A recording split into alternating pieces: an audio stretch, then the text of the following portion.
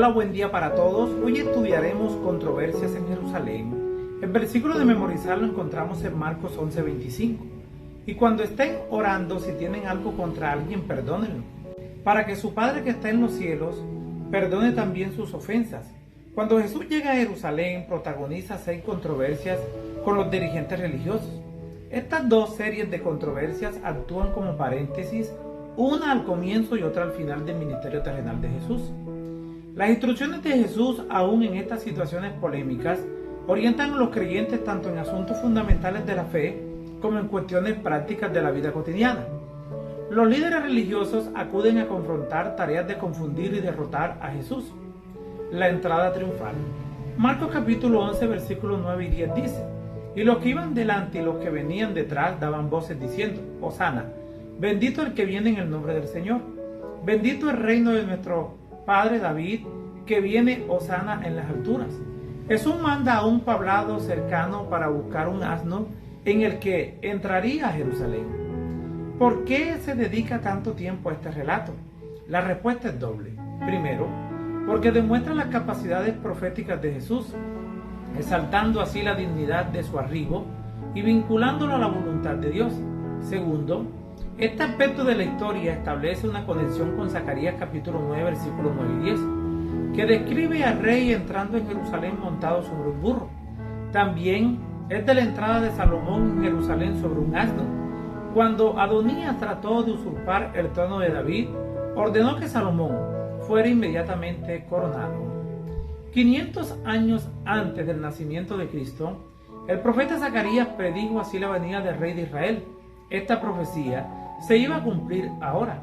El que siempre había sido rechazado, los honores reales iban a entrar en Jerusalén como el prometido heredero del trono de David.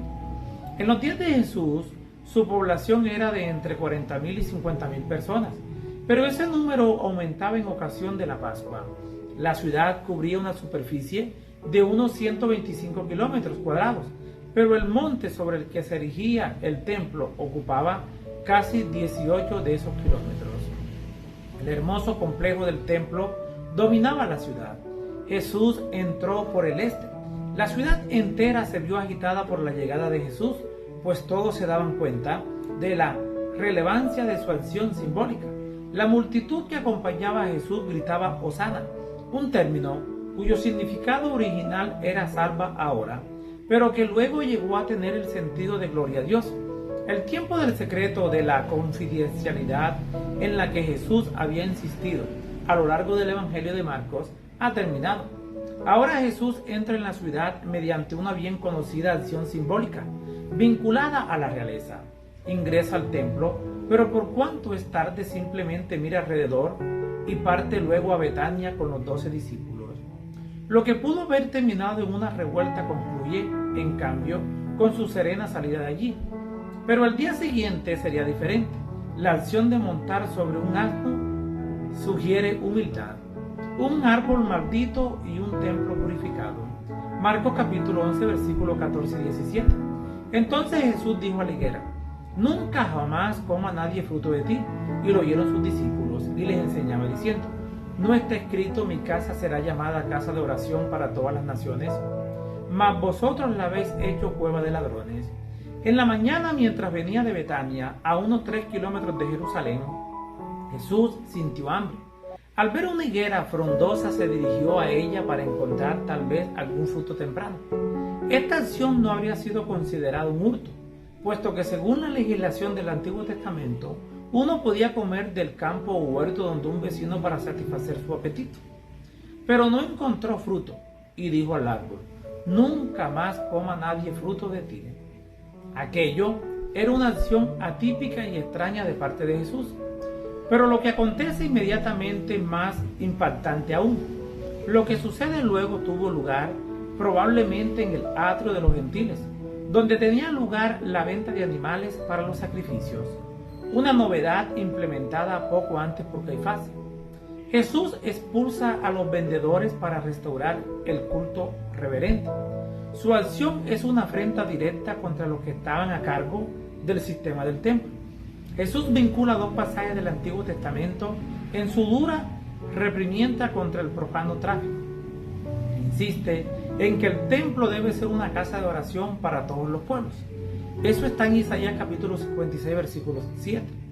Incluyendo enfáticamente a los gentiles, luego dice que los líderes han convertido el templo en una cueva de ladrones. Más tarde, al final de esta asombrosa jornada, Jesús abandona la ciudad junto con sus discípulos. A la mañana siguiente, al ir nuevamente a la ciudad, los discípulos se asombran al ver la higuera marchita de raíz. Jesús imparte una lección acerca de la oración y el perdón como parte de su explicación acerca de lo ocurrido. Estos dos relatos constituyen la cuarta historia sándwich del Evangelio de Marcos. En esta historia, la higuera y el templo están en paralelo. Jesús maldice a la higuera, pero purifica el templo. Dos acciones opuestas, pero la ironía consiste en que los dirigentes religiosos se animaron ahora para matar a Jesús, y esa acción significará el fin de los servicios del templo, los cuales hallaron su cumplimiento en Jesús. ¿Quién dijo que podías hacer eso? Marcos capítulo 11, versículos 27 y 28. Volvieron entonces a Jerusalén y andando él por el templo, vinieron a él los principales sacerdotes y los escribas y los ancianos, y le dijeron: ¿con qué autoridad haces estas cosas? ¿Y quién te dio autoridad para hacer estas cosas? Un día después de que Jesús limpió el templo, los líderes religiosos lo confrontaron en sus atrios y le preguntaron con qué autoridad había actuado el día anterior. No pretenden escuchar la verdad, sino entramparla. Si dice que su autoridad proviene de Dios, ellos negarán que un simple carpintero del pueblo tenga tal autoridad. Si él dice que autoridad es humana, lo despreciarían como a un tonto. Pero Jesús percibe la trampa y les dice que contestará su pregunta si ellos responden primero una suya. Lo que le pregunta es si el bautismo de Juan, el bautismo provenía de Dios o de los hombres. Ellos se dan cuenta al instante de que son ellos a quien han sido entrampados. Si admiten que ese bautismo proviene de Dios, Jesús les dirá: ¿por qué no lo creyeron? Si dice que fue una iniciativa humana, temen la reacción de la gente, así que mienten y responden que no saben. Esto da a Jesús la oportunidad de rehusarse a contestar la pregunta de ellos. Jesús presenta una parábola acerca de una viña en un propietario y arrendatarios a quienes el dueño alquila el campo. La historia que Jesús narra tiene grandes similitudes con la palabra de la viña en Isaías capítulo 5, donde Dios presenta una acusación contra Israel infiel. Cualquiera habría reconocido el paralelo, especialmente los líderes religiosos. La historia se desarrolla de una manera muy inusual, dado que los arrendatarios se niegan a entregar el fruto de la viña al propietario. En lugar de ello, maltratan y matan a los siervos que él envía. Finalmente el dueño envía a su amado hijo, a quien espera que ellos respeten. Pero no ocurre eso. Razonan, en cambio, y extrañadamente, que si matan al hijo, la viña les pertenecerá. Su descabellado razonamiento es sorprendente, y la sentencia que se les impondrá está justificada. Lo que Jesús estaba haciendo en esta historia era dirigir a los líderes religiosos una solemne advertencia acerca del desenlace de su conducta. Vista desde esta perspectiva, su parábola es un amoroso preaviso. Aún no es muy tarde para que cambien y eviten un juicio seguro. Algunos de ellos se arrepentirán y cambiarán y asaltarán a Jesús, otros no. Deberes terrenales y resultados celestiales. Marcos capítulo 12, versículos 13 y 14. Y le enviarán a algunos de los fariseos y de los herodianos, para que le sorprendiesen en alguna palabra. Vinieron ellos y le dijeron: Maestro, sabemos que eres hombre veraz, y que no te cuidas de nadie, porque no miras la apariencia de los hombres, sino que con la verdad enseñas el camino de Dios. ¿Es lícito del tributo a César o no? ¿Daremos o no daremos? Los líderes religiosos estaban tratando de sorprender a Jesús en algo que pudiera usar para condenarlo ante el gobernador romano o ante el pueblo. En el caso de esta controversia, la cuestión giraba en torno al pago de impuestos. En esa época y lugar, negarse a pagar los impuestos podía ser interpretado como un acto de rebelión contra el gobierno romano, un delito grave. La respuesta de Jesús acerca de dar a César lo que es de César y dar a Dios lo que es de Dios, lo puso a salvo de una trampa.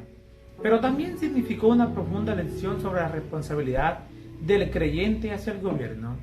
Jesús declaró que ya que estaban viviendo bajo la protección del poder romano, debían dar a ese poder el apoyo que exigía mientras no estuviese en conflicto con un deber superior.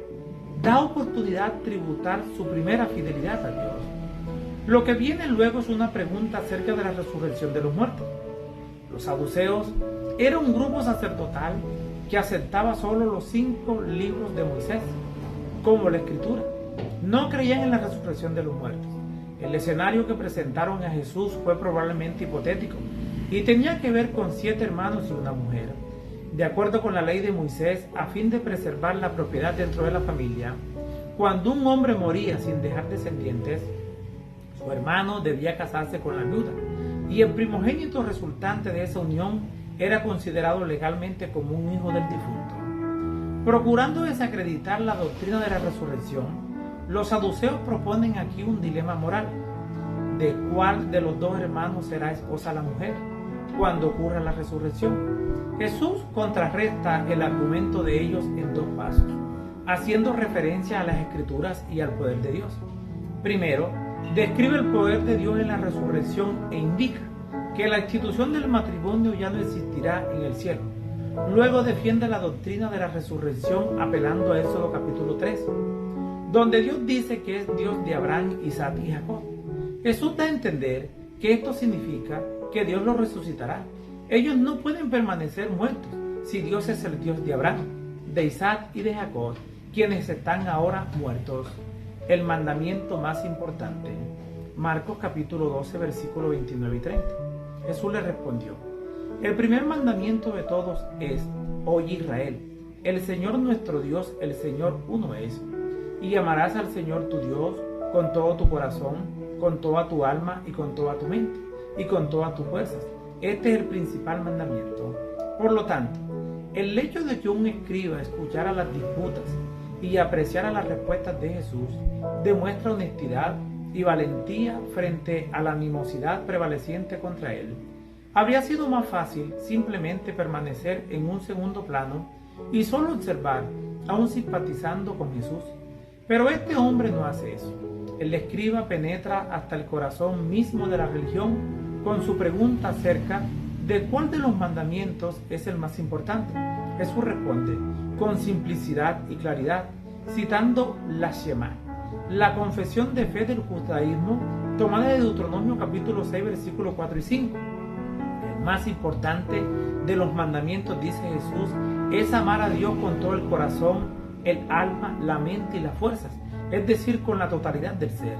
Jesús concede un extra al escriba mencionar el segundo mandamiento en orden de importancia.